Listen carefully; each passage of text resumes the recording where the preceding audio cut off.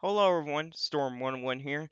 Today we'll be taking a look into an update on potential tropical cyclone 9, which that is Invest 92L, which has had an update back at 11 o'clock. We have advisories for it now, so National Hurricane Center has their forecast out for that system, and we're also going to be talking about some severe weather and the flash flood risk. We'll have an update on that across the middle lower Mississippi Valley, the lower Ohio Valley, and even the Tennessee Valley as well, where we can see for the possibility for damage winds, maybe even for a few tornadoes in there as well. Mainly the Tennessee Valley, lower Ohio Valley on that. That'll be at towards the end of the video.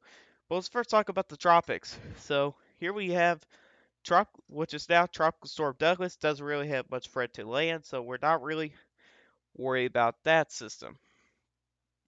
Now here's a potential tropical cyclone 9 here. It has max sustained winds of 40 miles per hour. It's starting to get organized. The formation potential, it has 80% for the next 48 hours, and the next 5 days is as high as a 90%. If we click on this here, we now have advisories. Now, this is their code forecast here, and this is just now came out here um, about 45 minutes ago. So currently your system is right over here. So this is really a post a potential tropical cyclone. That's what that is. And then it becomes a tropical storm here. We got tropical storm warnings for like Puerto Rico in the Lesser Antilles. We now have tropical storm watches in effect for Dominican Republic. We'll probably expect it for some more areas to get into the watches and warnings. And you can see where the cone goes. It actually goes into the portions of the Bahamas, portions of Cuba, and even into southern Florida. So, southern Florida right now has a threat for landfall at this time here. So, we'll be taking a look into some models with this system here as well. So, we had two mesoscale vortices here with this system here. We have one over here, and then we have another one over here. And really, I believe it's this one here becoming a little bit more dominant. So this here will start to die down. And this is going to be your dominant circulation, which I believe that's actually it right here. You can see right there. That may be your dominant circulation. At least it could be, but really it's been having a hard time developing due to some dry air. So yeah, we definitely and it's now starting to get organized. So it's definitely something that we're going to watch there with there. Let's look into the intensity forecast here and look at here. Yesterday, after the video uploaded, pretty much all the models were sticking around either in tropical storm strength or tropical depression. Now we're starting to spread out again with Category 1 on the table and now starting to get into Category 2. Now, I think that may be a little bit overdone for the models at Category 2, which is these two right here. However, if you remember on the last video that I've made here, this model right here, AVNI, that model nailed Gonzalo, and you can see it's indicating of what could be happening similar to Gonzalo. Develops into like a moderate tropical storm and pretty much just dies down. So, yeah, on that. And really, the majority of models at this point here bring it into a tropical storm and even into a Category 1 hurricane as well. So, there could be a hurricane out there. It's possible. Here, it just depends how rapidly it could develop before it hits some quite a bit of wind shear down the road with the system here. Now let's look into the tracks here. Seems like we're gonna have it's gonna be a pretty close call for Dominican Republic. If the center does go for Dominican Republic, that's some good news there. Not good news for Dominican Republic, but later down the road, like Cuba and the Bahamas, even the southeastern United States, that's good news. However, the bad news is it's going to miss the Dominican Republic to the north. You can see here it may even try to make landfall at Puerto Rico, which is not good at all. Even at the Bahamas, and we're starting to see more and more models kind of having uh still continuing on a uh continuing to move to the northwest here into central Florida. And we have another group of models starting to turn here and still be out on the water, which that'll be uh where we can see some of the strongest here for this tropical system here. That's where it could be stronger there because it'll be over water a little bit longer. But there's the AVNI model here. You can see its track here in the red. You can see here, it really around this point here, it just basically dies out. And I believe that's due to wind shear, which I think it's a little bit realistic on it as well there. Let's take a look into some other models here. This is the CMC ensembles here. You can see here, we got a pretty good spread of models here. You can see here pretty much any side of Florida here for the CMC ensembles there. You got a few in the Gulf Coast.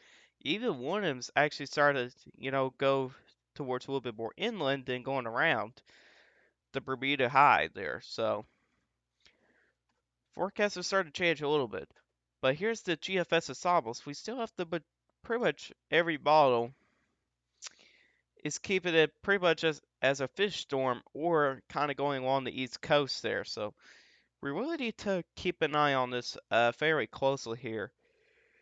And it looks like it could really start gaining intensity as it really starts to get near to the Carolinas, where the the environment will be more favorable for tropical systems there. And let's take a look into the wind shear, which I think this is going to be the biggest factor for this system here. So if we kind of play this here, look at all this wind shear out ahead of this here. I mean, that's very high amount. So you're talking about anywhere from 45 to 50 knots of wind shear. One thing to note is that really the northern end circulation is really starting to get to the wind shear, and not really so much for the southern part of the circulation. Although it seems like it starts to get to the southern part of circulation a little bit as it kind of gets into the Bahamas area and even into Florida. And really, that system's going to have a pretty hard time with that wind shear there. So definitely something that keep an eye on, see if it could survive through the wind shear or not. Let's take a look into the moisture here.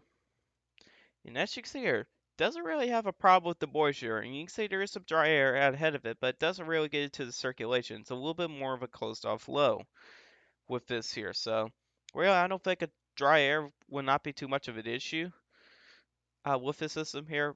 I think my only concern for this system is going to be that wind shear, where it's going to be very strong there. And basically, this is kind of my cone forecast, kind of, a little bit here, of where the system here could go here. And the intensity percentages is staying the same. Same as yesterday's update here. The system pretty much at this point is right around there, and it's in the favorable region. It was hitting some dry air, which I didn't not really see that yesterday. Uh, I didn't really know if it was hitting dry air, but it was. But as you kind of get into Puerto Rico, portions of the Lesser Antilles, the environment really starts to get less favorable. And then when you get to the reds, that's an area that's not favorable for any for tropical system. You have very high amounts of wind shear, and there's a little bit of dry air associated with it. So pretty much staying the same. The only changes is I kind of backed off this area right in here. You can see here that I kind of filled in there. But this is going to be kind of a question mark right here. Don't really exactly know for that area yet because we're still a little bit far out, 5 days plus for right now. So yeah, but we're going to see about that. And that's pretty much the tropic side of things. So really, the southeastern United States needs to watch this very close, especially for Florida, where the National Hurricane Center has the cone even getting into Florida. So, and that could very well change here And here's the arrival time. Looks to be Friday evening is when it starts to get to the southeastern United States later this week. So, and it starts to get to Puerto Rico by Wednesday evening, then the Republic by Thursday in the morning, and Hawaii as well, and even into Cuba and the Bahamas will be like Thursday evening. So this system here will be moving very quickly. Keep in mind that it's not a slow system; it's going to be moving a little bit quickly. So, which has some good news there. It'll give it less time to really gain intensity if it's going to be moving fast. So there's some good news with that. And also the heavy rainfall threat, really, the flash flood threat, since it's moving fast, it's also lower. So there's some good news there. All right. So let's move to the flash flood risk and severe weather side of things. We'll start off with the severe weather, which is kind of my concern. Yesterday, they had all these states potential too low, but for day 5 and day 6, they have predictably too low. If you look into the discussion here, it appears that this impulse may be accompanied by a developing surface cyclone and broadening in areas strengthening winds with 30 to 40 knots plus knots in the 850 millibars to 500 millibar layer. Across the lower Ohio Valley into the northern mid-Atlantic coast states Saturday into Sunday, while warm mid-levels may limit the degree of destabilization. Warm sector boundary layer dew points in the upper 60s to near 70 may still contribute to an environment conducive to low-top convection with the potential to produce organized damaging surface gusts and perhaps a few tornadoes. So you can see there's a damaging wind threat and for the possibility for a few tornadoes. Mainly for days 5 and also 6 as well, which I made a couple maps for it. But let's take a look into some models first. So let's take a look into the European model. Let's actually take a look actually one of my maps first. Talk about the flash flood risk. This is Wednesday into Friday here. We're gonna have a couple of waves of showers of thunderstorms, which it could put down a lot of rain. Really in these areas in the green, dark green. These are also areas that could see 4 to 5 inches of rain, which is possible at this time here, which it really includes northeastern Oklahoma, southeastern Kansas, southern Missouri, northern Arkansas, most of Tennessee, southern Illinois, southwest Indiana, and a pretty good chunk of Kentucky um, as well. And again, that's where we can see 4 to 5 inches of rain, which is possible. So let's move on to Wednesday here. Here comes your first wave. You got some pretty good thunderstorms out into Oklahoma. Here's your first wave right here. There goes your low. You can see some heavy showers of thunderstorms. And here's Friday here. We got a new low that starts to develop, which at that point is over Springfield. And then it starts to have the northern turn. You can see it right here. And one thing to notice here, you can even see here, it's indicating maybe a supercell right here. We have little streaks like that that can indicate for the possibility for some supercells. Here's the light intensity, which is not really that impressive since it's a little bit cooler in these areas in here. You can see some really just low 80s, so it's definitely cooler. You can see here you can have some numerous thunderstorms move to the northeast into northeastern Kentucky Saturday. And the threat can continue into Sunday here, but the European model doesn't really indicate in the Mid-Atlantic region for the most part, but the northern Mid-Atlantic and even for the Northeast could see some severe weather on to the next day. Now, with setups like this, especially in the lower Ohio Valley and the Tennessee Valley region, this is a pretty favorable environment for some severe weather. If you look into the instability, we got a pretty good amount of instability. And with a system of a low of a track like this far south, this is something you kind of see in the springtime or even the winter time. So this is kind of unusual to see a low go this far south here, and with a severe weather setup like this here. You got a good amount of cape here with this system here. Here's the GFS, pretty similar here. Got your warm front up here, got your cold front right in here.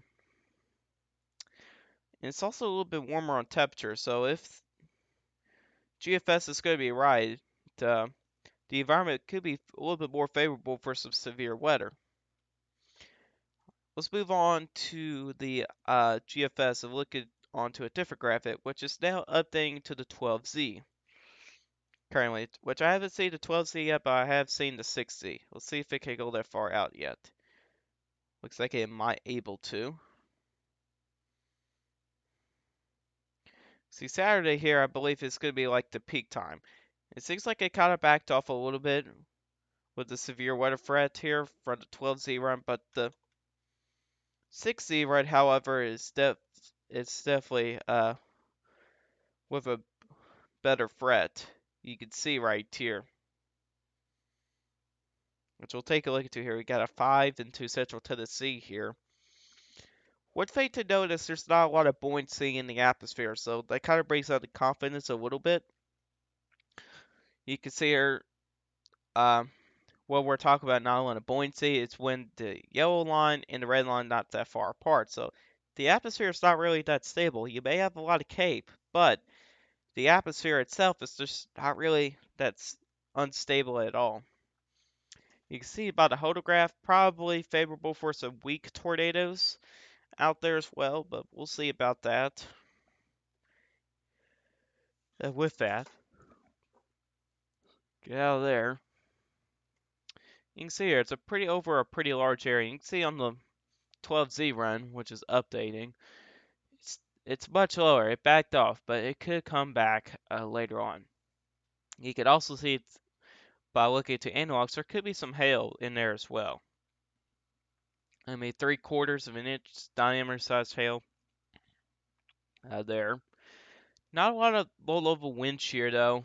Keep in mind of that. So yeah, but this is the stuff that we need to keep an eye on, especially with a setup like this. This is something we'll probably have to watch very closely.